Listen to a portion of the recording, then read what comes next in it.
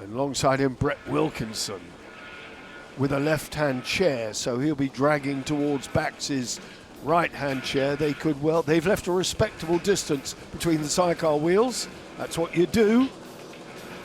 Watch the gate then. Watch the gate go. Underway they go, and a great start from the inside by Julian Veldman. Where's Bax? Is it mid-pack? Is he being gobbled up? It's Julian Veldman and Glenn Janssens into the top. Did they all get round? 18 of them. Yes, they have. Miracle upon miracles. They are round. That is absolutely amazing. Etienne Bax, he now knows that he's got to get the thing off the line if he's going to choose that parking space. Right then. Veldman already gone, Herman's already gone. Then the rest of them making their way through. Bax on the back wheel of Wilkinson and Joe Millard. And still ahead of them, it's Prunier boys looking strong as well. There they are. Prunier boys in third place and just ahead of the number 9 of Davy Sanders and Luc Rostand, with Marco Heinz and Rudy Betchart, the first of the left-hand chairs, ahead of Etienne Bax and Andre Chermak, who have now got the better of Brett Wilkinson and Joe Millard, as you mentioned. Well, I'll tell you what, they're not going down without a fight. They looked at the inside into that tight right-hander. They did. There was plenty of opportunity. They obviously thought that Bax would get tangled up with a 93 out in front. Was that 93 or 95? That's 93. Marco Heinzer. Marco Heinzer is ahead of Bax now. Here it is. He's got past now. He's got to get it round and in. He's done it.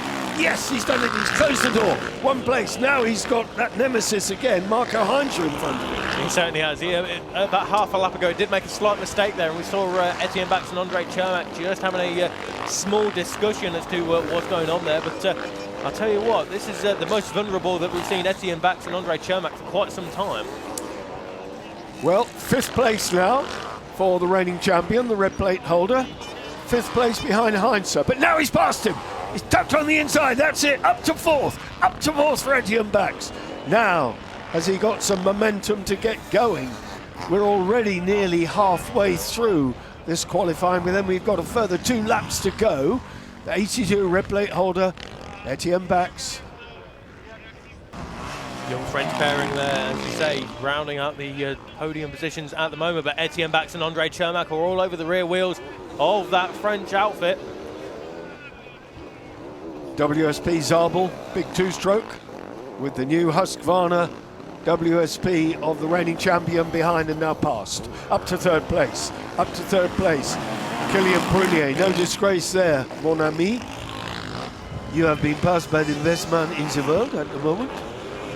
Julian Veldman, Glenn Janssens with a 5.9 second advantage over Koen Hermans and Nicolas Mousset. Now, we said before action kicked off this weekend that Veldman and Janssens could well be a dark horse for this weekend, and they're proving that correct, it would seem. They are a class act, there's no doubt about it. Well, with 8 minutes and 8.5 minutes remaining, the gap between 2nd and 3rd is around 20 seconds or so.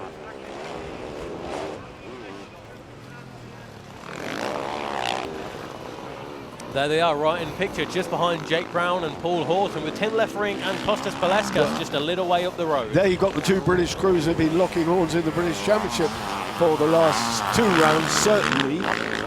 And Wilkinson, it'll be interesting to find out exactly what happened to him, and we'll have a chat surely at the end of the day with him about that, so that when we talk to you tomorrow we'll know a little bit more about it. But they will be there, of course, with work to do.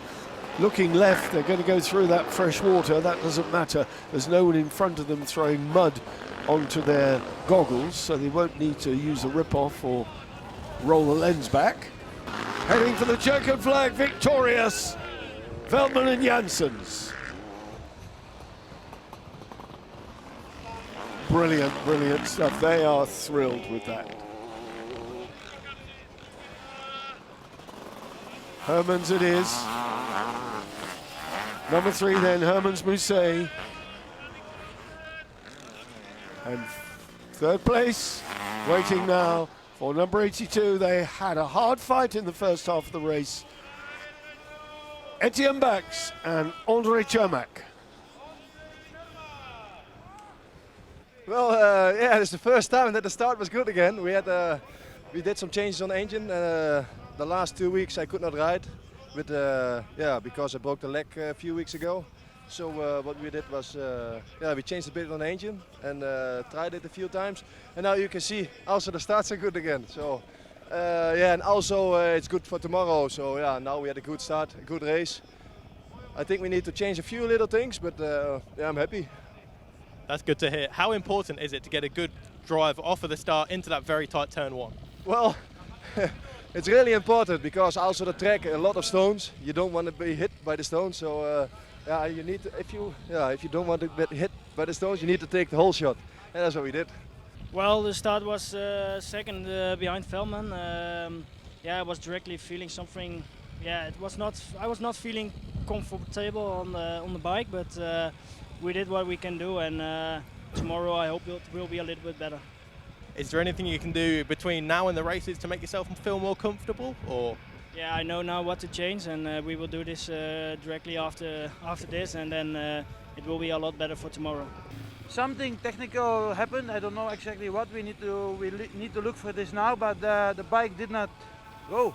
So I was for over 5 seconds on full gas, and then the gate dropped, and then nothing happened. I lose the clutch and did not run. So we need to check this in the evening. It was unfortunate, because I have the feeling we're going good on this track, and by this we lost so many positions in the start, and it was so difficult, quite difficult to overtake. So it took us quite a while already to find a good setup today, because and for most of us it's new here, So it's great here, but we need to find a good setup, and all day we're not struggling with this, but we need to find out, what is the best for us. And unfortunately, we had a bad start now, and hopefully we can do better tomorrow. Alongside him, Gert van Verven, but you've got to get to the top in time. You've got to get there early. Bending that left knee bent double as he gets his weight over. Watch for the gate. The gate drops, and it's a cracking start for Marvin van Luken as he dumps the clutch. Away he goes up the top of the hill. Has he made it? It looks like Daniel Willemsen, does it? Is that Willemsen? It's Willemsen. Willemsen gets the whole shot. What a supreme start for the master here. Daniel Willemsen, 1-1-1, gets the whole shot ahead of Marvin van Luken. Van Luken, in actual fact, in third, I think. Van Luken in second. Yeah, in just ahead second of place. Gert van Verven and Ben van den Bogart. Further down the order was Kurt Varrick and Larry Kunas. But look at that, Daniel Willemsen and his reappearance here in the FIM World Sidecarcross Championship, not been seen since Kramelin last year, because of course he did not make an appearance in Os, broke his tib and fib recently, and he's back with a bang. And 1 lap completed. Willemsen in front. So let's have a look. We've got Stuart Brown is way down the order. Yeah. There's a look up the inside there from Marvin van Lukener.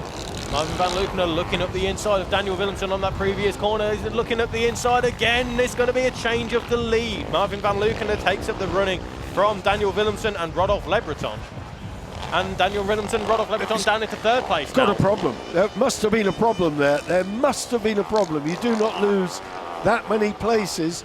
Somebody trailing a bit of their rip-off ribbon, I think. Of course, a small incident in the earlier time practice for that crew, which resulted in Johnny Baudet, unfortunately, dropping down to the dirt. But no injuries and all good. And he won't know that he's trailing 10 metres of cellophane behind him because it's come out of the reel and it's missed. So next time he goes for it, there won't be any advantage. It won't be there. No. Well, that is some 21 years ago now. Well, either way, there is the factory Java machine of number 6, Lucas Cherney and Bastien Chopin. 6th place in the race as well for the number 6 crew. And that incident there with Kuban and Baudet, if they were close enough, they could have capitalised, but it looks as though they've dropped the pace somewhat. Although saying that, they are in shot. They are in shot and they're in touch, and they might not have seen what happened, but they will notice that they suddenly got a blue bike in front of them, and they'll wonder how that happened, and they might think, well, if they're slowing, then why don't we have a go for it? Lucas Cherney, of course, won't be race fit. He's not been riding like the guys have in Holland or the guys in the UK. He might have done 1 or 2 early Czech rounds, but at Grand Prix pace, he won't have been doing it, that is for sure. Leaders disappearing up in the far hill at the back of your picture, with Van Verven still there. And there Brownie comes into shot. There's Stuart Brown into shot as Van Verven goes around the left-hander and up the hill.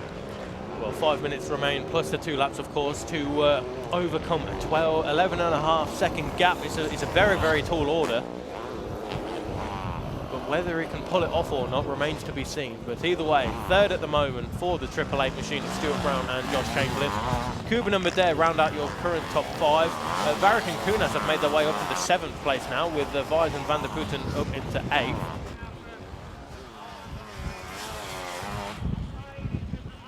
Just a little bit to go then, round the back, up the woods, down the drop and over the top. And the checkered flag will be out for Marvin van Lukena and Robbie Bax. They're on their way, here they come.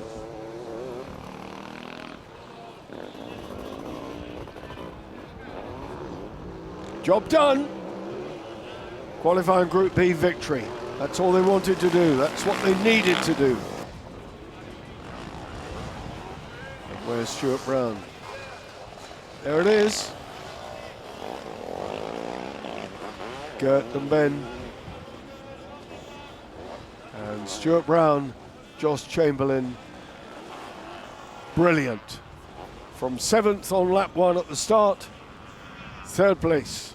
Yeah, for sure. We had not the best start, but we can overtake Daniel, yeah, quite fast, and then we can hold the lead to the end. And overall, we are happy of the race. Yeah. I noticed that you're not putting much pressure on your left leg there. How is your knee feeling after the race? Yeah, my knee is only worse and worse during the weekend, but we have no other option, and we will always give our best, and that we will do for tomorrow also. Yeah, it gives a good choice on the grid. A little bit wary on the start because everybody boxed onto the same, the same line. So I went a little bit wider, hoping I could go drive around the outside, but it didn't work. So yeah, it all went well in the end. How does this track suit the left-hand sidecar? Yeah, it's not so bad then because there's only really myself on the left. There's only other couple, but I think it'll be a bit of a different story tomorrow when you're battling with other lefts. So yeah, I mean we managed to pass easy enough. So, but the track's tight. It does look tight there. What happened with Justin Kuban in the at the middle of the race? Yeah, he switched lines. He went on the inside line to block us, and then they nearly turned over. And we just managed to squeeze past before he got going again. So it's good, bit of luck. Yeah, first of all, I had a very lucky crash that I didn't broke anything. But yeah, when it was Monday, it was over and head to here. And that was a good job. And we made a little bad start, but in the first lap we made so much positions. And it was perfect. We had a good race, and thanks to Ben, awesome job to him. What has this done for your confidence going into the races for you and Ben tomorrow? Very good. Yeah, the feeling is awesome with the two of us.